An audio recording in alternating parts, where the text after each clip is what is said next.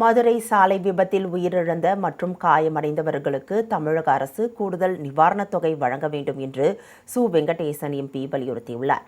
மதுரை மாவட்டம் கொட்டாம்பட்டி அருகே அரசு பேருந்தும் ஆம்னி பேருந்தும் நேருக்கு நேர் மோதிய விபத்தில் 6 பேர் உயிரிழந்தனர். விபத்தில் படுகாயமடைந்த 4 பேர் மேலூர் அரசு மருத்துவமனையிலும், 16 பேர் தனியார் மருத்துவமனையிலும், 4 பேர் மதுரை அரசு ராஜாஜி மருத்துவமனையிலும் சிகிச்சை பெற்று வருகின்றனர். இந்நிலையில் மதுரை ராஜாஜி மருத்துவமனையில் சிகிச்சை பெற்று வருபவர்களை மாவட்ட ஆட்சியர் நிஷாந்த் கிருஷ்ணா, நாடாளுமன்ற உறுப்பினர் சு. வெங்கடேசன், சட்டமன்ற உறுப்பினர் தங்கபாண்டி கோபிசென் ஆகியோர் நேரில் சந்தித்து ஆறுதல் கூறினர்.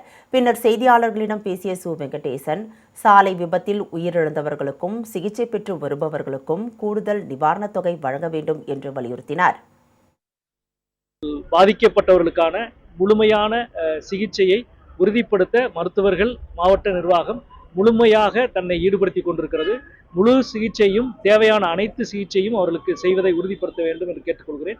அதே போல இறந்தவர்களுக்கான உதவித்தொகையும், சிகிச்சை இருப்பவர்களுக்கான, பாதிக்கப்பட்டவர்களுக்கான உதவித்தொகையும் இதை ஒரு சிறப்பு விஷயமாக எடுத்து கூடுதல் உதவித்தொகையை வழங்க வேண்டும் இந்த குடும்பத்திற்கு என்று மாண்புமிகு தமிழக முதல்வர் அவர்களை நான் கேட்டுக்கொள்கிறேன்.